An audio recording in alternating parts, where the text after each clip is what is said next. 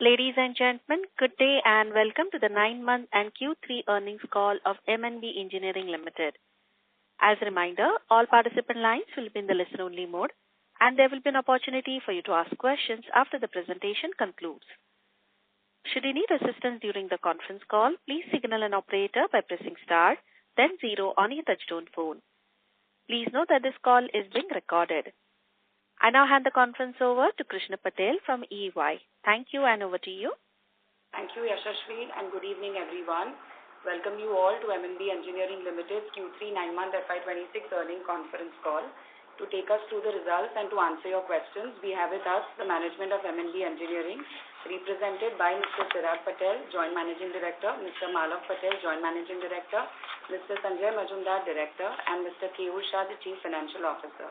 Please note that the discussions that we may have today may contain certain forward-looking statements relating to the future events, future performance. Numerous factors could cause actual results to differ materially from those in the forward-looking statements. Please note the audio of this earnings call is the copyright material of M&B Engineering, cannot be copied, rebroadcasted, attributed in press media without specific written consent of the company. Now, I would like to hand over the call to Mr. Malak Patel, the Joint MD, for his opening comments. Thank you, and over to you, sir. Thank you, Krishna, for the introduction. Good evening, everyone, and welcome to the earnings conference call of M&B Engineering Limited to discuss our performance for the third quarter and 9 months ended December 2025. It has been a strong period for the company, and I'm pleased to share the highlights with you today. I trust you have reviewed our financial results and the investor presentation available on the stock exchanges and on our website. I will first cover the key financials and operating highlights for the quarter and 9 months period, and then outline developments across our Phoenix and Proflex division, along with our outlook. Let me begin with the financial performance. I am delighted to report that M&B Engineering has delivered its highest ever quarterly and 9-month revenues. During Q3 FY26, revenue from operations stood at 352 crore, a healthy 7% year-on-year growth. For the 9 months period ended December 2025, revenue rose to 896 crores, reflecting a very strong 33% year-on-year growth and underscoring the momentum in our business. Our international business continues to scale well. Consolidated export sales during Q3 FY26 were 63.17 crore, and exports for the 9-month period stood at 119.95 crore, demonstrating sustained traction in overseas market and with North America as the key growth driver. Our visibility on future growth remains robust. As of 31st December 2025, the unexecuted order book stood at rupees 1,059 crore, up by 38% year-on-year. Of this, the Proflex division accounts for 23%, which is 240 crores, while the Phoenix division constitutes 77%, standing at 818 crores. Within the Phoenix order book, export orders contribute rupees 316 crores, highlighting the growing contribution of high-value international projects. Order inflows during Q3 FY26 were particularly encouraging at rupees 480 crores, marking an 86% year-on-year increase. This sharp growth in order intake reflects strong demand, higher win rates, and our ability to convert our pipeline into firm orders. Our execution track record remains a key strength. The Phoenix division, with over 15 years of operation, has completed more than 1,600 projects and installed over 6.9 lakh metric tons to date. The Proflex division, with a 23-year history, has executed over 8,400 projects and installed more than 19.9 million square meters. This scale, coupled with consistent delivery, has helped us build deep, long-lasting relationships with customers across sectors and geographies. Let me now turn to our international strategy and capacity platform. Our Sanand PEB plant is currently the only facility in India with the AISC certification, a prerequisite for most general contractors in the United States. Combined with a dedicated marketing setup in the eastern US and the credibility we have built by supplying pre-engineered buildings and structural steel for large-scale industrial buildings, this gives us a clear early mover advantage in a very large and attractive market. While sector-specific duties are currently weighing on margins, returns from this market still remain comfortably ahead of the domestic Indian market. The recently announced trade deal between India and the US, which reduces reciprocal tariffs, is a positive structural development and should, over time, improve sentiment and support more competitive economics, even though the specific sectoral duties are yet to change. We are also actively leveraging the CWB approval obtained for our Sanand plant, which is mandatory for exports to Canada. This positions us to deepen our presence across North America. In parallel, we have initiated the approval process for our Sanand plant for entry into the EU market.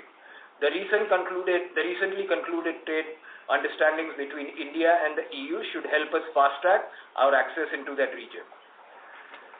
During Q2FY26, we secured the single largest export order to date, valued at rupees 212 crores from the United States. This is a strong endorsement of our engineering capabilities, reliability, and competitiveness on a global stage. While we remain extremely positive about the long-term opportunity in the Indian market, we will continue to expand our geographic reach. Our strengthening international franchise is expected to structurally improve our margin profile and allow us to benefit from both domestic and global growth cycles.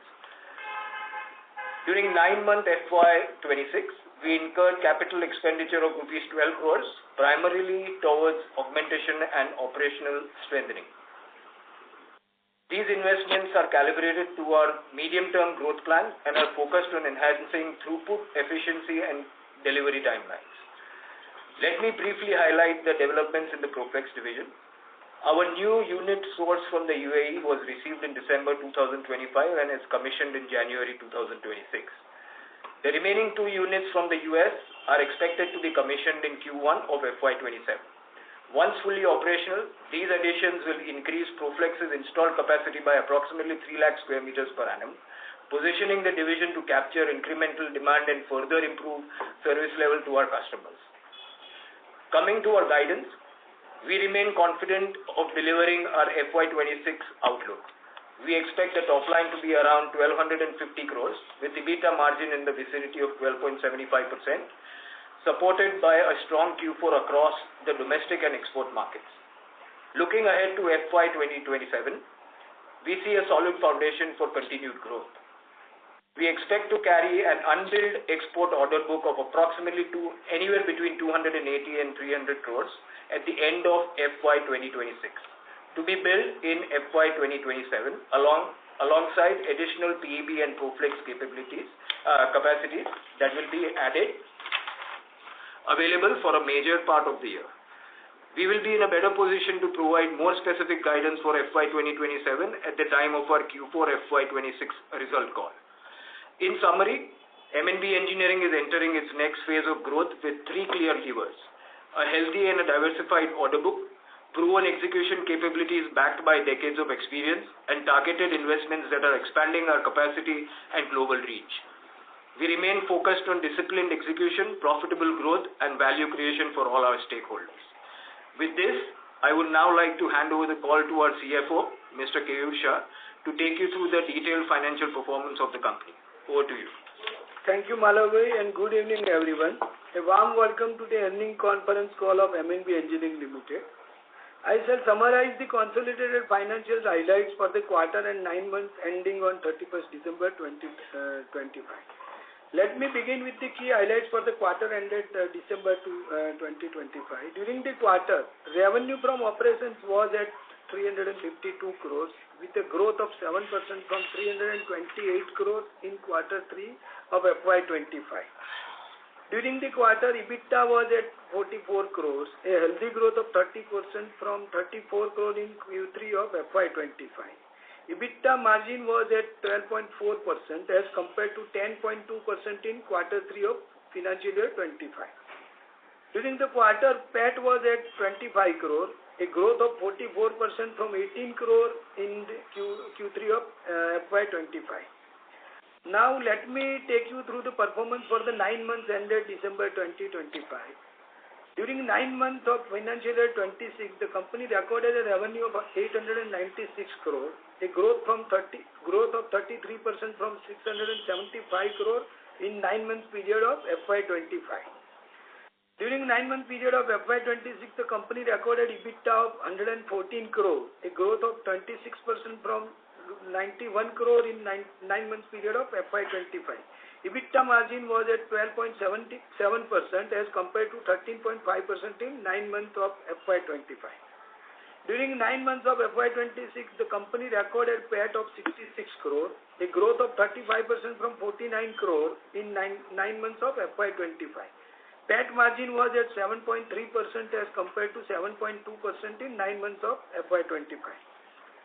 During 9 months of FY26, the company recorded export revenue of 120 crore, up by 107% Y-on-Y basis. Out of the total net IPO proceeds of 259.32 crore, company has utilized 130.31 crore so far. That is 50% of the funds have been utilized as on 31st December 2025. During the quarter, 2.77 crore was utilized. That concludes with my update on the financial highlights of the company. I shall now request the moderator to open the floor for question and answer session. Thank you. Thank you very much. Ladies and gentlemen, we will now begin the question and answer session. Anyone who wishes to ask a question may press star and 1 on their touchtone telephone. If you wish to remove yourself from the question queue, you may press star and 2. Participants are requested to use handsets while asking a question. Ladies and gentlemen, we will wait for a moment while the question queue assembles.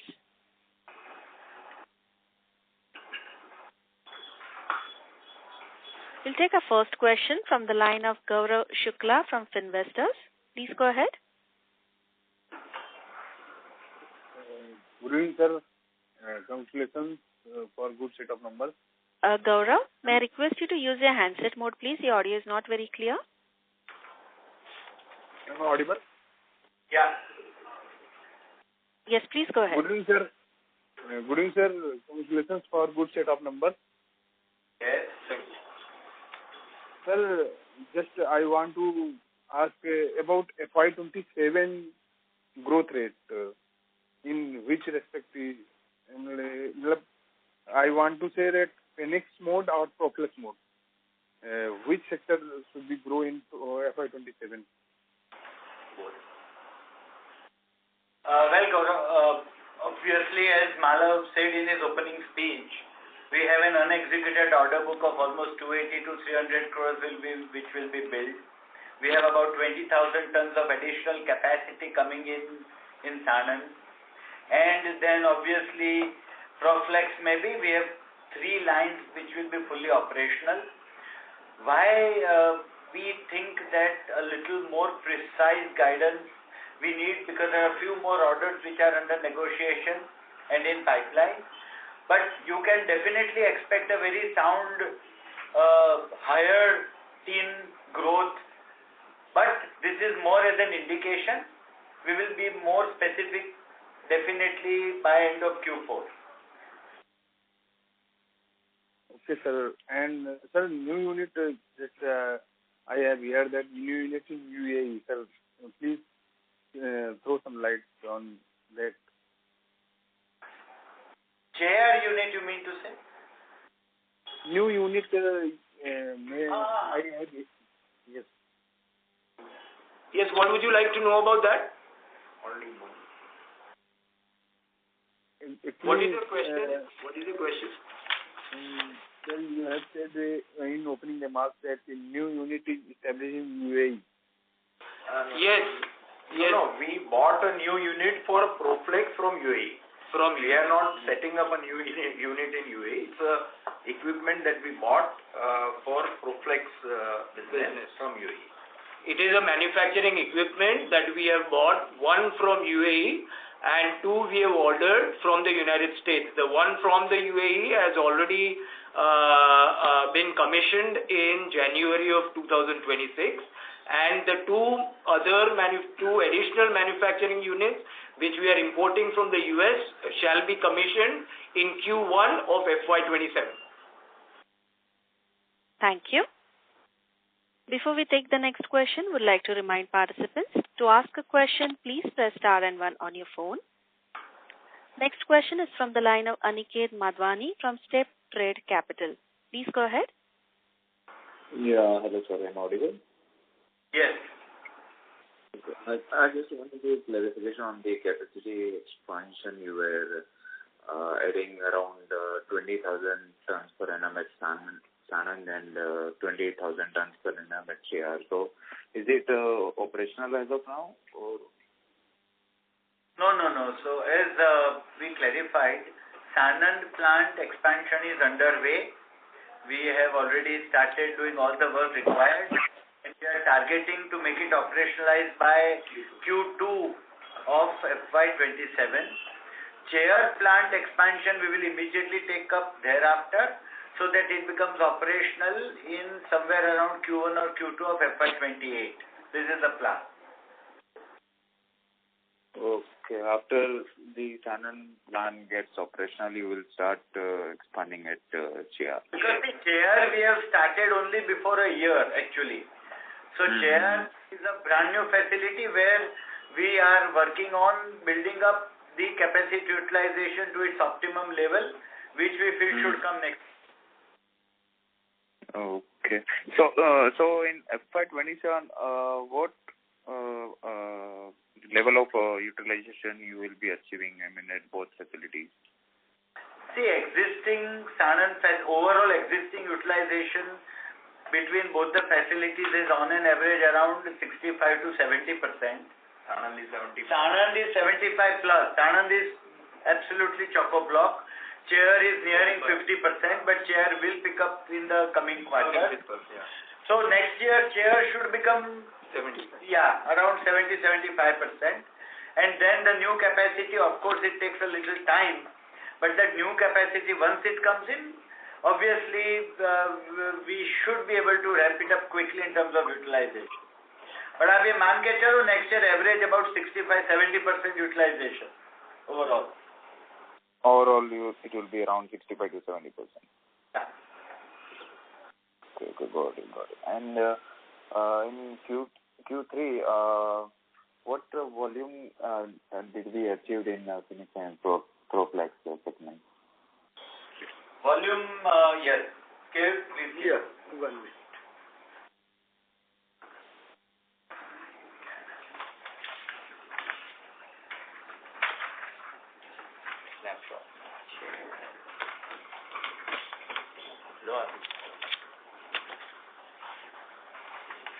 Just a minute.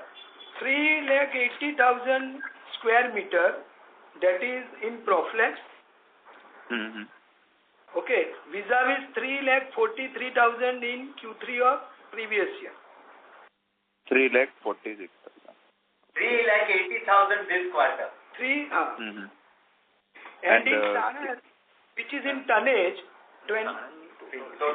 in Phoenix, it is in tonnage, which is 20,228 ton, vis-a-vis 19,362 of previous year quarter 3. 9 months tonnage we both on. If you want 9 months, I can give you 9 months figure. 10,68,000 square meter in Proflex, vis-a-vis 8,27,000 square meter of previous year 9 months. And in Phoenix, 51,908 metric ton for this year 9 months, vis-a-vis 38,811 metric ton for the previous year 9 months figure. 51,908 vis-a-vis 38,811. Okay. Got it. And regarding margins, when are you expecting to stabilize at 15%? I mean, still we have achieved around 11% in this quarter for operating margins, if I see. So, I think what Malav clearly said, that this year's target was around 12.75% or thereabout, and we are on track. You see, in a given particular quarter, what happens, the dispatches happens as per the dispatch schedule and the project completion schedule of the customer. So, a particular quarter sales mix may not be optimum.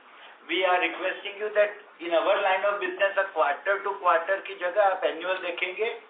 So therefore, by implication, fourth quarter will be much stronger because there are some very good orders which are going to be executed with a very decent higher margin. So overall, around 12.75 to 13. Now, if you see today in US, which is our major market, although there is a tariff reduction on the overall reciprocal regime, the sectoral remains. So, unless I think that next year also easily around 13% or little higher could be a good measure, but as we say, we are not giving any guidance for next year, but currently आप ये range में पकड़ के चलो. Got it. Thank you. Thank you. Aniket, I request you to join back the queue, please, as we have other participants waiting for their turn. Sure, no worries. Thank you. The next question is from the line of Hitesh from Abacus Asset Managers. Please go ahead. Yeah, I just want to confirm on the domestic side, our revenues have declined by roughly 10% on a YOY basis. Would that number be correct? Can you get back with the question, please? You got disconnected in between. Hitesh, please use your handset mode. Yeah, I'm on handset. I'm just saying on the domestic side, our revenues have declined 10% on a YOY basis. Is that number broadly correct? Yeah, because export has increased. Domestic, you are talking of total K division wise. I think totally exports have gone up. Capacity limitation was there in Sanand. So whatever we had to push first in exports, that is used. But overall, domestic order book is very, very strong. Yes. And see, in order book, we have to always take care of the capacity, because we cannot book the order which are beyond our capacity, and because our orders are to the tune of 9 months cycle. So if we know that within that 9 months this order is not going to be serviced, we should not take that order. So we always have to be selective in the order booking, and as and when we have booked the capacity, we have to wait for the further business. See, basically, shouldn't we have utilized the Chennai, Tamil Nadu facility? The thing is, Ritesh, I'll explain you better. Right, as we speak, only my Sanand facility has the required certification, correct? And that capacity is not enhanced yet. Next Q2 of next year, that capacity will be enhanced by 20,000 tons. That's what we've communicated, right? So I have to balance between my domestic and export output from that limited 72,000 tons of Sanand capacity which is currently existing.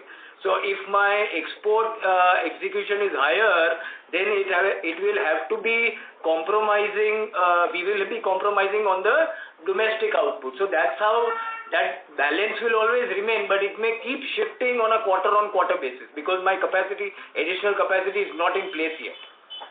And one more thing I would like to add one more thing. Say if you look at my three months figure, I have gotten growth of 57%, whereas domestic also I have got growth of 46%. So it is not like numbers are totally different. 46 vis-a-vis overall 57, and 9 months figure we have achieved 33% overall growth, whereas my domestic has grown by 27%. Yeah. So it is hand in hand. Only thing is we have to keep shuffling between domestic and capacity, available capacity. Right. No, I understand that. I totally understand that. My only point was that couldn't we have used the Tamil Nadu facility where our capacity utilizations are lower, as you said? Couldn't we have used that in this quarter? Yeah, so Chirag here, see, if I have a job in, say, north of India or west of India, it would not be feasible to ship out the material from the Chennai plant. So for Chennai, it is not that I can ship a job that is going on in north of India, right, because of the transport cost. So that, though our order book for north and west is high and the approval of projects have come through, that doesn't mean that I can ship those projects from Cheyyar facility. So we limit to about 800 to 1,000 kilometers what can be addressed from the southern plant or Cheyyar plant. Thank you. Thank you. Next question is from the line of Aditya Soma from Ambit Wealth PMS. Please go ahead. Yeah. Hello, sir. Am I audible? Yes. Yeah. So hello and congratulations on a great set of results. So what I'm saying is, if you look at exports, right, exports was close to 10% of revenue in FY25. It is for this quarter close to 20%. When we look at the total order book, it's close to 30%, and in terms of order inflow, it's close to 50%. So what is the guidance going forward in terms of like order book from exports? Because, and secondly, in terms of after the reduction in tariffs, what can we expect in terms of margins? See, going ahead also, the export market remains robust, as I spoke in my speech.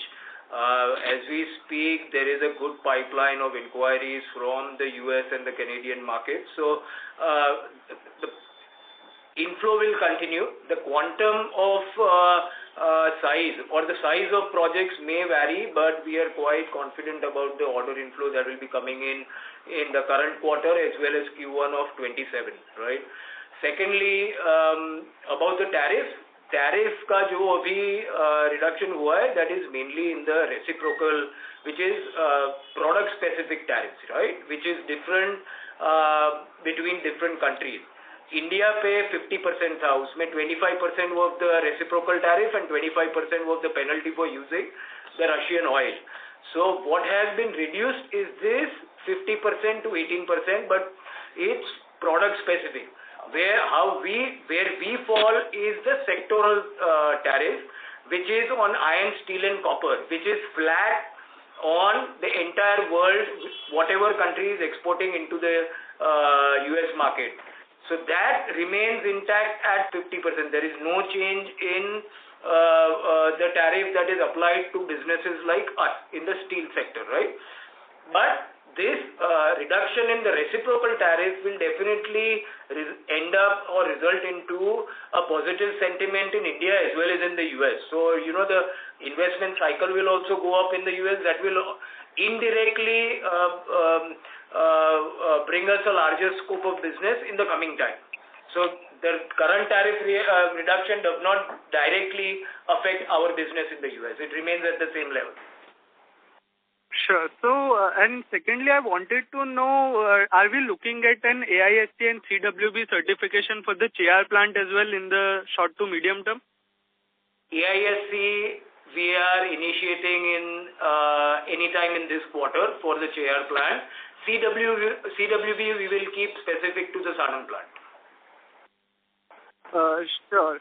And last question from my end.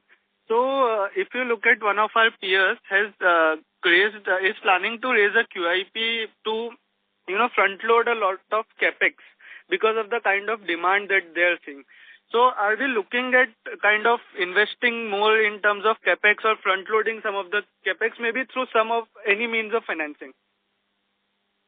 So, no, I'll tell you, I know what you are getting at, but see, currently, we have about 120 crores capex pending out of the IPO proceeds, so we are focused on that first. Secondly, we are increasing our overall capacity by 40,000 tons, as you are aware. 20,000 yes. will come in 27 and another 20,000 in 28. So our long-term strategy is to definitely look at, in India, a third plant. We are evaluating various options, but at this point in time, while absolutely we are clear that we'll have to put incremental capex in India, there is no such plan or no such thought that comes our mind that we might need additional capital. If I have to borrow, I have enough propensity to borrow, but will not be, thinking of any such thing like QIP, etc. But yes, capex definitely, we are very clearly evaluating the third plant option. Okay. Sure, sir. Somewhere in the southern part of the country. In the southern part? Northern part. Yeah, that makes sense. South mein to hai bhai. Yes. Yeah, that's it from my side, sir. Thank you.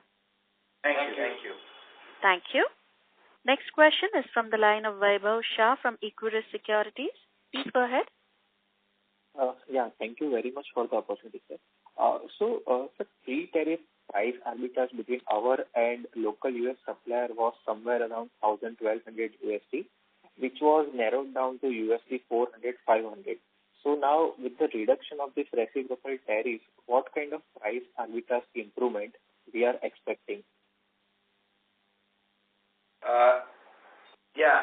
So, as Malav just explained, we are part of sectoral tariff, which is aluminum, steel and copper, and there is no reduction. So, the arbitrage on the pricing remains the same. If this sectoral tariff gets reduced or any variation comes, we will see at that time. But currently, we are at the same level which we were in Q3 as well as our Q2. Okay.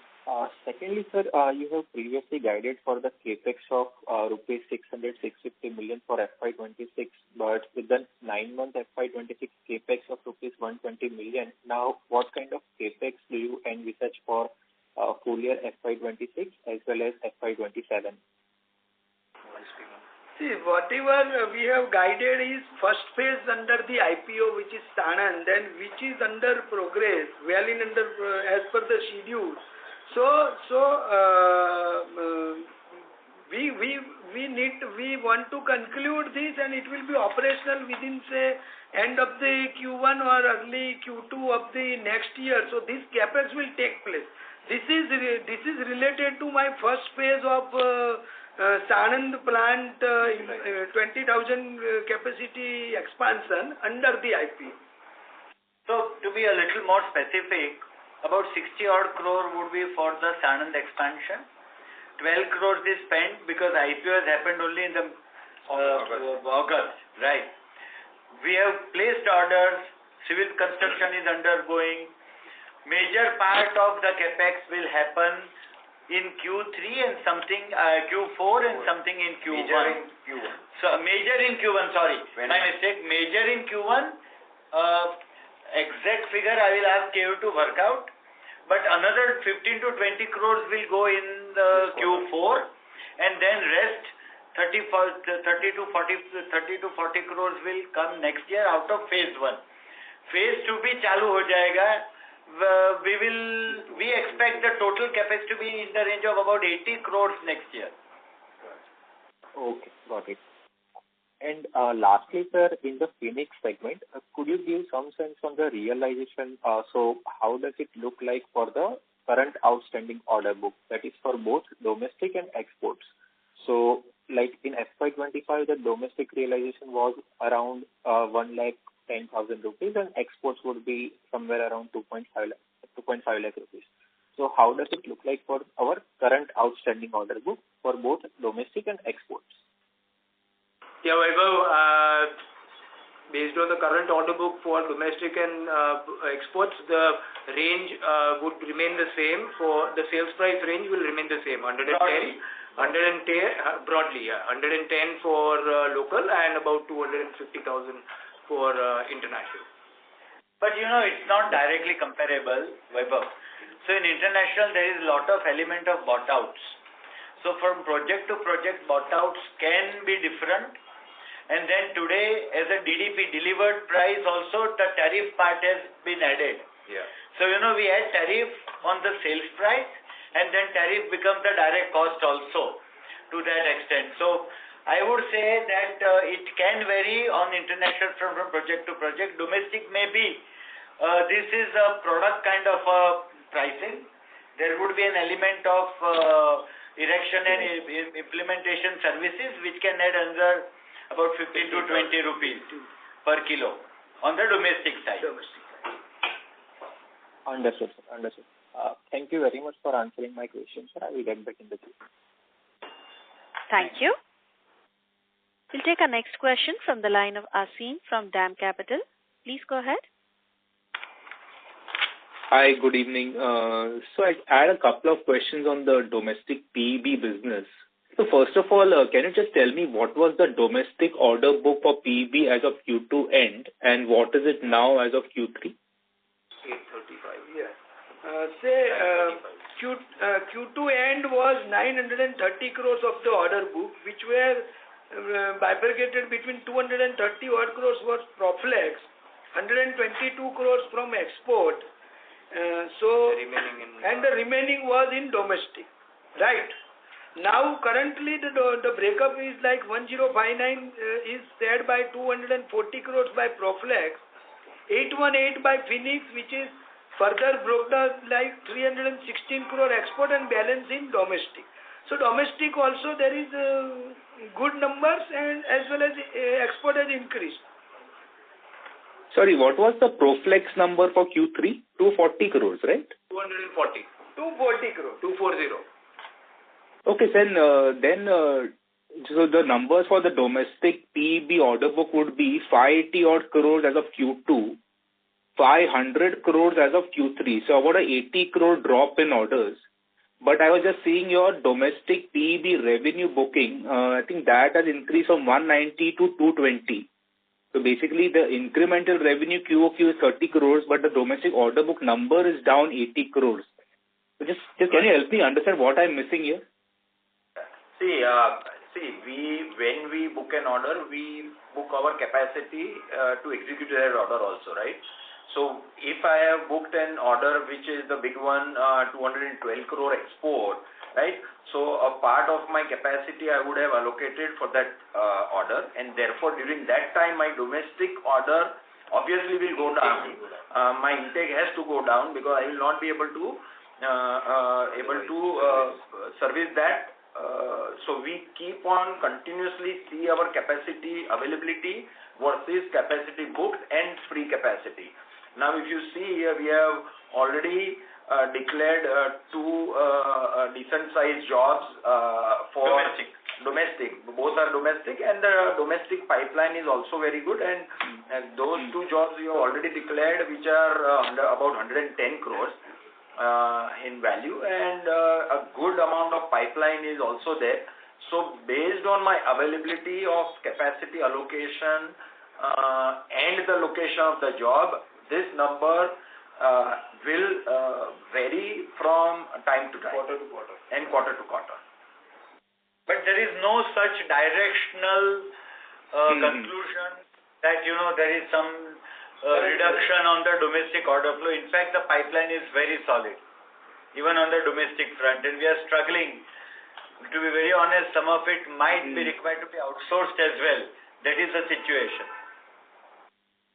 So I think you're consciously, given the capacity constraint, you're consciously focusing more on exports, reducing your focus on domestic, even if it is temporary, right? So that is the broad understanding from what you just said and to an earlier question as well. No. It's a conscious effort?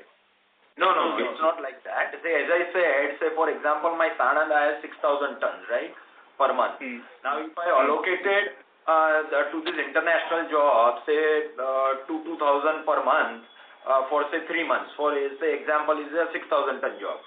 So then I only have a remaining part of the capacity that I can allocate to the domestic job.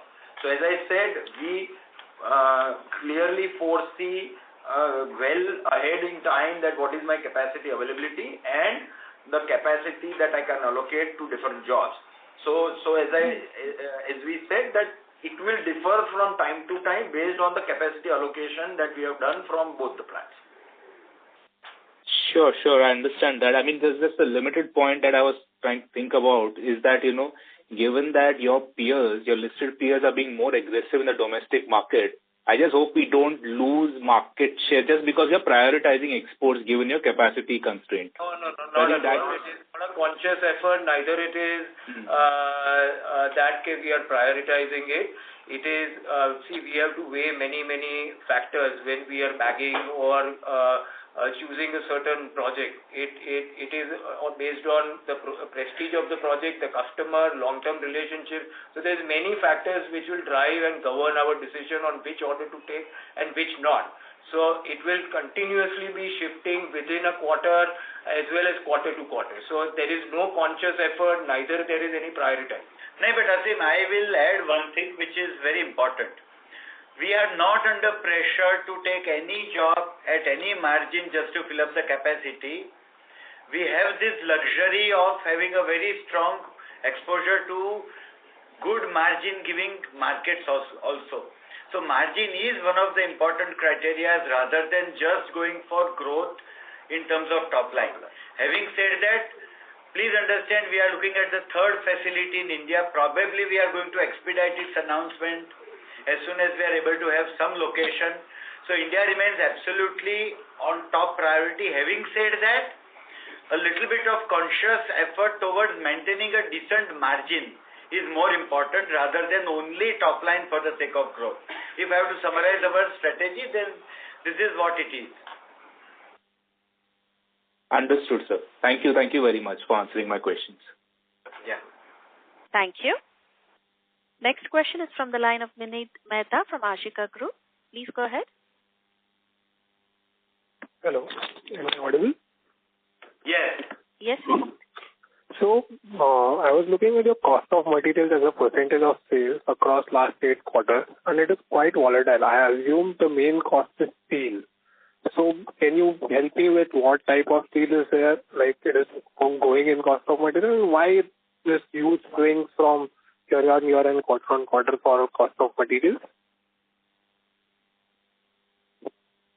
Yeah. So, see, cost of material, when you look at PEB consists of various parts like primary, secondary, sheeting and all. So, each part has a different cost factor.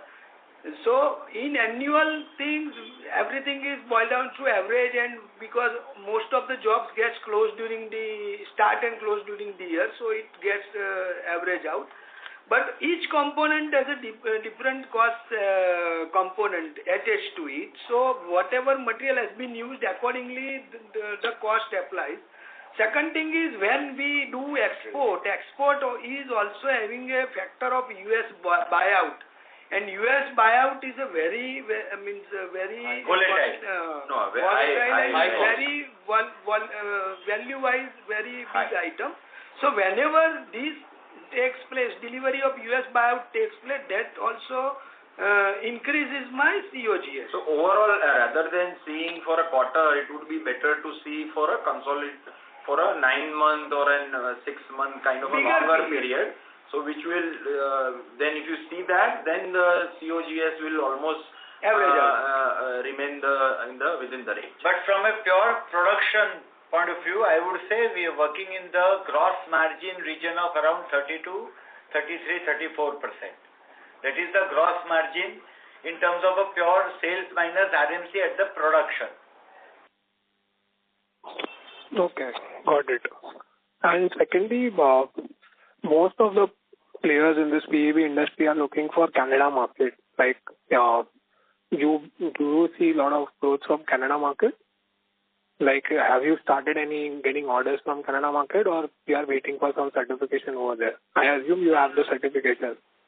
We already have the Canadian Welding Bureau certification. Our Sanand plant is certified by this authority.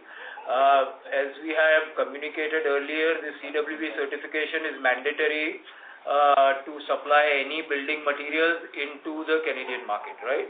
As we understand right now, Phoenix Sanand is the only plant which is certified by CWB. If there is any recent development, then we need to investigate on that. But since we got this CWB certification in June, I think May or June of 2025, we have received about 5 orders, executed about 3, and 2 are underway. So going forward, let's say that between US and Canada, like, is there Canada more beneficial to US, like being the capacity being limited at Sanand? So will you cater to more Canadian market or US market? Can you give color on that? I think I'm sure the US would be leading because it's a much larger market, right? And we have been present in the US market since more than 5 years now, and we have a good coverage of the geographical areas in the US. It's larger than Canada as of now, because See, AISC certificate I've had since 2020. CWB ka bhi last year hi aaya. So we will be slowly adding the Canadian presence. But right now, as we speak on the eastern seaboard, especially on the Southeast American markets, we already have a good number of marketing people. We have a good, reasonable size of network of general contractors. So US will always be leading as far as North American business goes, even in the coming time. And like tariffs won't impact, like no more higher realization in Canada because of tariffs or something, or Canada also has tariffs for India? Yeah, Canada has tariff. I think it is 25%, but the pricing is better than the US, and my margins are better than US. But Canada also is as a growth for Canadian market. They are also facing this tariff that major produce is going into the US market, right? Because they are also having tariff, and they are also their industrial growth or the growth of exports from Canada to US might suffer because of the tariff, and therefore obviously Canada will grow for us, meaning there is still a good opportunity, but it will not be as big as US because US is a very, very big market. And well established. Better established for us, and we will be expanding in the next year as well, geographically in the US. That's great, sir. Congratulations on great set of numbers. That is from my side. Thank you. Thank you. We'll take our next question from the line of Somil Mehta from Kotak Mutual Fund. Please go ahead. Yeah. Thanks for the opportunity. So it's two questions from my side. Given the near-term capacity constraints, which I'm sure will be rectified in the foreseeable future, any new orders, what you're going to bid, is it fair to assume that they will be at a higher single-digit margin or double-digit margins, given we'll have to be very judicial in terms of what kind of orders we want to take? It is purely in the near term. Yes. See, Somil, as Sanjay Bhai rightly said earlier, our endeavor is always on the bottom line, right? We work towards getting the right projects which will serve my business objective, and one of the major objectives is serving the bottom line and the growth in the bottom line. And today we are in a fortunate position that our order book is at that stage wherein we can command our price. Right, so obviously that is going to be our focus in the coming time. We may be a little bit more picky in the coming months when it comes to order intake. Sure. Second question, Chirag Bhai, is why not have all the export approvals given at the Cheyyar plant? I understand Sanand has all the approvals. Cheyyar has few of them, but going forward, how should we look at approvals given for the South India plant? No, so as from Cheyyar, we are starting with AISC because my presence in US is much higher currently. And as earlier discussed during the call, that we will then start, once I have the Cheyyar facility been approved, I will start my sales and marketing activity on the west coast of the US, where my shipment from the Pacific route will happen to the western market. The Sanand is going through the Atlantic route, which will help the eastern and the southeastern markets that we are currently operating. Canada major market is on the eastern seaboard. Right, in the center and on the west coast of Canada, there are not large industrial units. The major industrial units are based out of the eastern part of the Canadian market. So currently, we are targeting CWB only for Sanand, and going forward, if we see that demand is picking up, we will obviously take it. It is not that much of an issue, and we will obviously take up for the Cheyyar. But AISC, we have already started, and we should be getting the approvals later this year, and probably Q2 or Q3 of this year.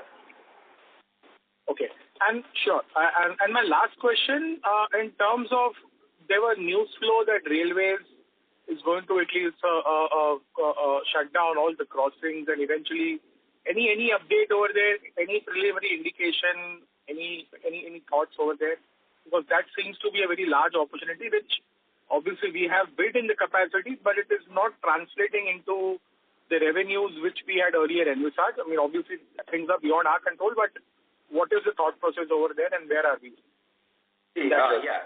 So you rightly said, railways, the railway underbridge, which are called RUBs, about 11,000 rural RUBs are going to be converted in the coming maybe 5 to 10 years, with an average size of about 1,500 square meters, which will relate to a TAM of about 1.65 lakh square meters, 1.65 crore square meters, right? There are many workshops for Vande Bharat, many rail yards, many stations that are going to convert it. But as we know that once the approval comes from railways for a certain project, it takes time for the civil work, it takes time for the execution. So total addressable market only for railways, for this RUBs, the Vande Bharat depots, the line sheds, that we are seeing at between 2 crore square meters to around 2.25 crore square meters is a huge opportunity.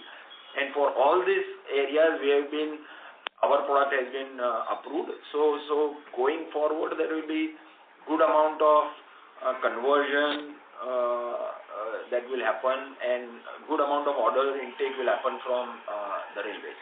So Kamal, just to add, typically it takes a much longer time. So this opportunity we are talking of potentially over a period of maybe next 5 years. It doesn't happen overnight. Railways take time, but that opportunity is now becoming very, very clear, and it is, I think, progressing well. Yes. No, fair point. My only question was, maybe the opportunity was always there. What I want to understand is 3 quarters back, the kind of interaction levels and the interest which was there from the railways, is it at similar levels, or things are moving at a much advanced stage is what I wanted to understand. No, they are at similar. If I tell you, currently my railway related inquiry is anywhere between 5 lakh to 5.5 lakh square meters across all the zones. There are about 19 zones in Indian Railways. Across all the zones, these are the pending live inquiries that we are having.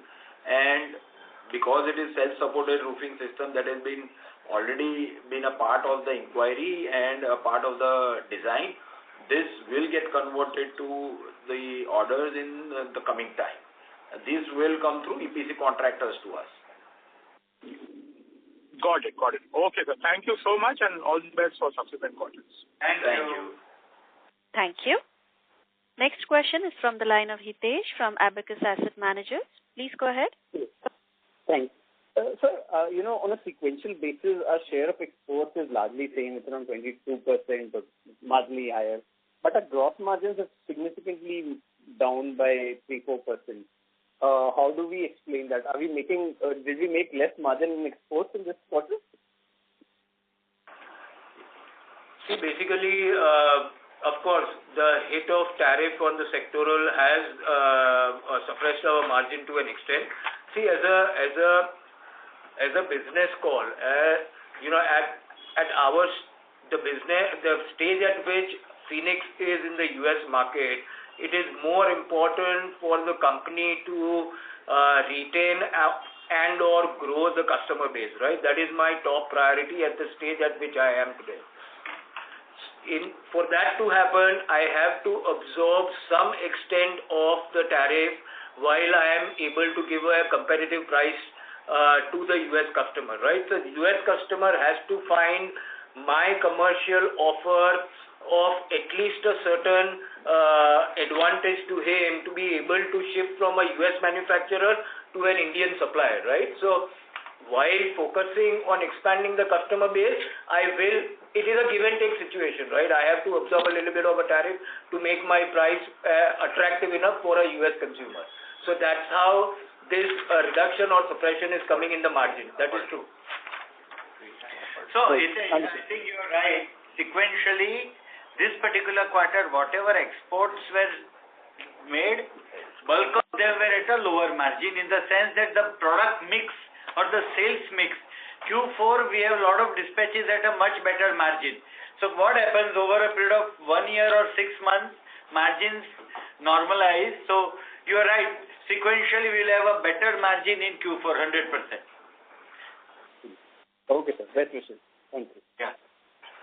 Thank you.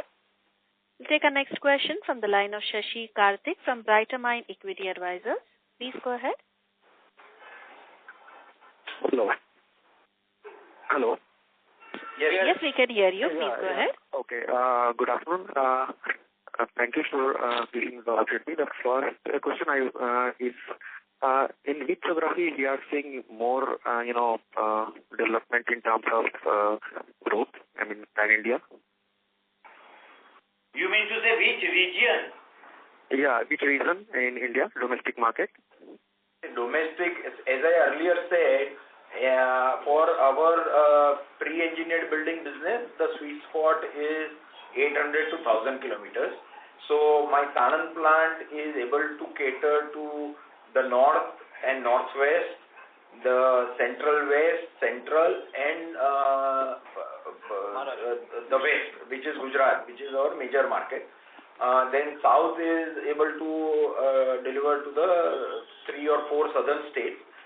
East and a part of north, probably UP, western UP, and those projects will not be viable to be shipped out from Phoenix, both the plants. So currently, as I said, west would be the strongest region for us. Okay. As we are seeing lots of development in southern part of India in terms of semiconductor setup, or in northern India in terms of electronics market setup apart from South India. So are we serving these markets? As you mentioned, north is Uttar Pradesh is quite distant from your plant. So are we looking at the southern part? I mean, Tamil Nadu, and where we are actively engaged? Yes. One of the reasons behind putting up a manufacturing unit in Tamil Nadu was to be able to have a physical presence and be in close connect or a vicinity with the potential customers, right? From Tamil Nadu, we can very efficiently and economically supply and deliver our projects to the customers in all the 4 southern states, which is Andhra Pradesh, Tamil Nadu, Telangana, and Karnataka. So Tamil Nadu is one of the, southern regions are one of the potential regions where we see a lot of long-term growth for the business we are in. So therefore, as we earlier said, so our third plant will be in the North India, nearer to probably Lucknow, Western UP, or Central UP or towards Eastern UP, which we can cater to the northern market as well as the East market and UP area. So that is how our Phoenix business is there. Proflex, we are okay to take orders across India. So we concentrate across all the states except the 7 eastern states and probably Kashmir and the northern Jammu Kashmir and those areas. Other than that, our presence is there across all the other states. Oh, okay. That's very pleasant to hear. I mean, apart from that, which industries we are seeing incremental demands building up apart from renewable energy sectors? Industry, currently we are seeing a good demand from the automotive. We have also given, there are live inquiries from large data centers, which I will not be able to divulge the name. We also have currently got sizable order from a defense company in the domestic market. International defense company. International defense company in the international market, in the domestic market. So we are seeing positive traction for coming out of data center, electronic EMS manufacturing, renewable energy, and renewable energy. Yeah. And semiconductor projects that are happening largely by Tata in Dholera. Some inquiries are going on, so we'll be able to convert it into orders in coming times. Okay. So, what about the current competitive intensity in the industry, as many players are building their capacities and obviously doing some fundraise to front load the capacities and all? The competition, yeah, because the demand is quite robust. Competition will be there, and a lot of people are setting up their plants. But our almost now 2 decades of experience, the execution of the projects, the deliverable of our projects to our long customers and the repeat clientele is going to help us, though the competition is there, and there would be enough work for everyone. So competitive pressure will be there, but there is enough work for everyone. And newer application areas for steel constructions are coming in as we speak, right? Earlier, a couple of years back, the data centers which a couple of companies set up were made out of concrete, like conventional construction methodology, right? Now what investments are coming in are made by mostly international companies like Microsoft, Amazon, etc., which have been used to using steel as their prime material for construction. So when these companies are setting up data centers over here, obviously that shift from concrete to steel is going to happen. But it is still a new field. Indian companies are also investing in data centers. This is just an example I'm giving you that newer applications are falling into place, which will also increase the demand of steel construction. So while capacities are being increased, there will be enough demand from existing application areas as well as the newer ones that are coming in. Okay.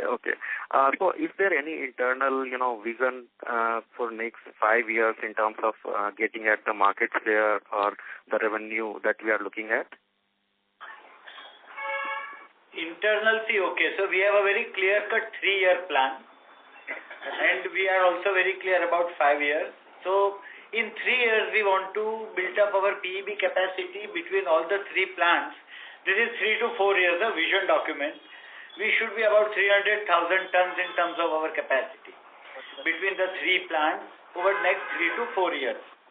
And out of that, export should be minimum, I would say 20 to 25%, rest all will be domestic.